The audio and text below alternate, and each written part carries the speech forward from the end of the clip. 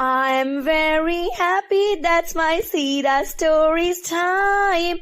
I love my Sira Stories time. کیونکہ ہم ہیں سیرا سٹارز، کیونکہ ہم ہیں سیرا سٹارز.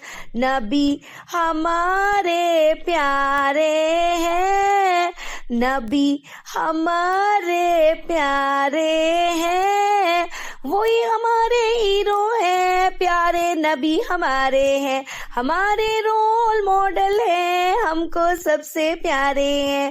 ان کی سیرہ پہ عمل کریں گے، ہم تو نبی کی راہ پہ چلیں گے، جو بھی سیرہ سے سیکھیں گے اس پہ عمل کریں گے، کیونکہ ہم ہیں سیرہ سٹارز.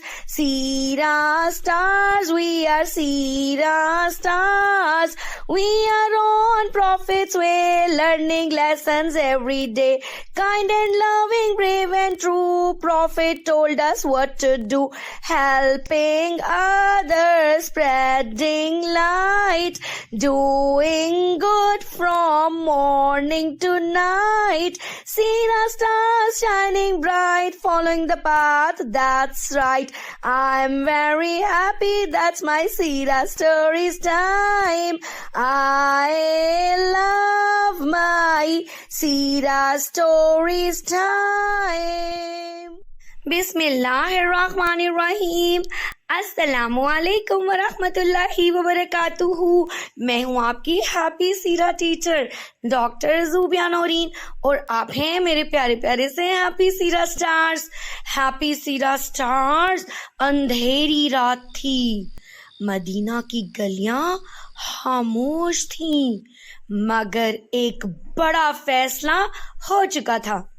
رسول اللہ صلی اللہ علیہ وآلہ وسلم نے اپنے صحابہ کو حکم دیا تھا کہ سب تیاری کریں، کیونکہ ایک عظیم مقصد کے لیے روانہ ہونا ہے. مدینہ کے ہر مسلمان کے دل میں خوشی اور جوش تھا. یہ وہ دن تھا جس کی خوشخبری برسوں پہلے دی گئی تھی. پیارے سیرہ سٹارز، اس خوشخبری کو جاننے سے پہلے کچھ سال پیچھے چلتے ہیں، جب مکہ والوں اور مسلمانوں کے درمیان ایک ایگریمنٹ ہو چکا تھا. مسلمان امن و سکون سے رہ رہے تھے. 2 سال گزر چکے تھے جب قریش نے صلح حدیبیہ کی جو شرائط تھی ان کو توڑا اور ایک ایسے قبیلے پر حملہ کر دیا جو مسلمانوں کا دوست تھا، ان کا ساتھی تھا. اس خلاف ورزی نے مسلمانوں کو مجبور کیا کہ وہ قریش کے خلاف کارروائی کریں، کیونکہ انہوں نے اپنا پرومس توڑ دیا تھا. تو رسول اللہ صلی اللہ علیہ وآلہ وسلم نے قریش کے نمائندے ابو سفیان کو یاد کروایا کہ ان کے درمیان تو صلح چل رہی ہے اور وہ اپنا ایگریمنٹ نہیں توڑ سکتے. مگر قریش یعنی کہ جو مکہ والے تھے نا، انہوں نے اپنی ضد پر بالکل قائم رہے اور بالکل اپنی ضد نہ توڑی اور نہ چھوڑی. یہ ایک طرح سے جنگ کا اعلان تھا، کیونکہ مکہ کے کافروں نے خود ایگریمنٹ کو توڑ دیا تھا، ختم کر دیا تھا. تو اب تو مسلمان خاموش نہیں رہ سکتے تھے. تو پیارے نبی، ہمارے سپر ڈوپر ہیرو نے کیا کیا، خفیہ طور پر مکہ کی طرف جانے کی تیاری شروع کر دی. صحابہ کا عظیم لشکر جس میں 10,000 لوگ تھے تیاری کرنے لگے. مدینہ سے نکلے اور قریش کو خبر بھی نہ ہوئی. یہ مسلمانوں کی تاریخ کا سب سے بڑا لشکر تھا.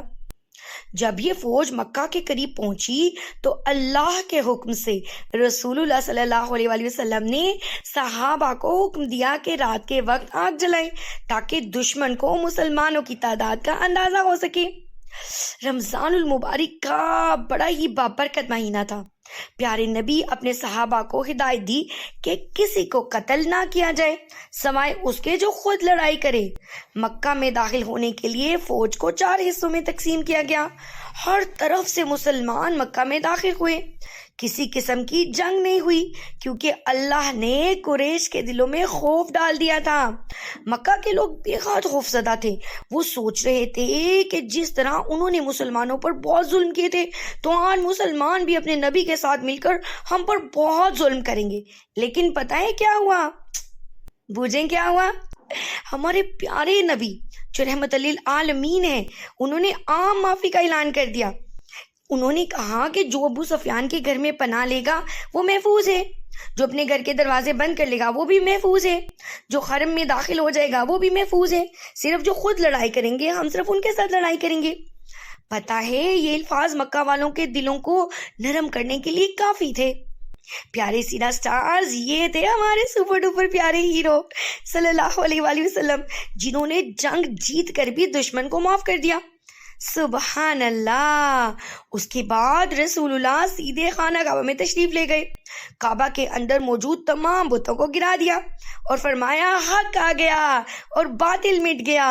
بے شک باطل مٹنے کے لیے ہی تھا، پتہ ہے نا باطل کسے کہتے ہیں؟ جھوٹ کو، اور حق کسے کہتے ہیں؟ سچ کو۔ تو سچ آ گیا تھا اور جھوٹ ختم ہو چکا تھا۔ سچ تو یہی ہے نا کہ اللہ ہمارے اللہ ہے اور صرف ایک ہی اللہ ہے، اور بت جو ہے مٹی کے وہ تو کبھی ہمارے اللہ نہیں ہو سکتے۔ اس کے بعد پیارے نبی نے کعبہ کو نماز کے لیے پاک کر دیا اور سب کو بتا دیا کہ اللہ ایک ہے، لا الہ الا اللہ۔ اب سب بچے میرے ساتھ ایک دفعہ مل کے پڑھیں گے، لا الہ الا اللہ۔ مکہ کے لوگ رسول اللہ صلی اللہ علیہ وآلہ وسلم کے کردار، ان کے رحم کرم کو دیکھ کر حیران رہ گئے۔ وہ لوگ جو کل تک دشمنی کر رہے تھے ان کے دل میں تو اسلام کی محبت پیدا ہو گئی، ان کے دل سچائی سے بھر گئے۔ ابو سفیان جو کل تک مسلمانوں کے سخت دشمن تھے وہ بھی مسلمان ہو گئے۔ یہ اسلامی تاریخ کی سب سے بڑی فتح تھی، سب سے بڑی وکٹری۔ اب سب میرے ساتھ مل کے بولیں گے اللہ اکبر۔ مکہ جو شرک کا مرکز تھا، جہاں بت رکھے تھے، اب وہ ایک اللہ کا گھر بن گیا تھا، بتوں سے پاک ہو گیا تھا۔ قریش کے کئی سرداروں نے اسلام قبول کر لیا تھا۔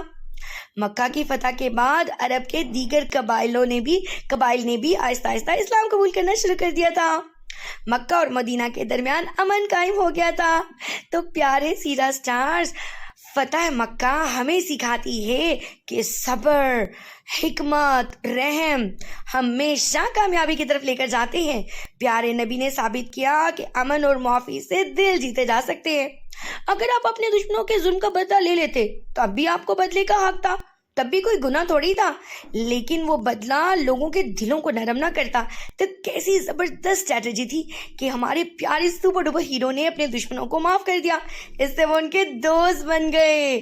معافی نے ان کے دل بدل دیے، ان کے کریکٹرز بدل دیے، وہ اللہ تعالیٰ کے دوست بن گئے اور بہت اچھے مسلمان بن کر سامنے آئے۔ تو یہ واقعہ نہ صرف مسلمانوں کی فتح ہے بلکہ انسانیت کے لیے بھی ایک سبق ہے۔ سب بچے بول دیں الحمدللہ۔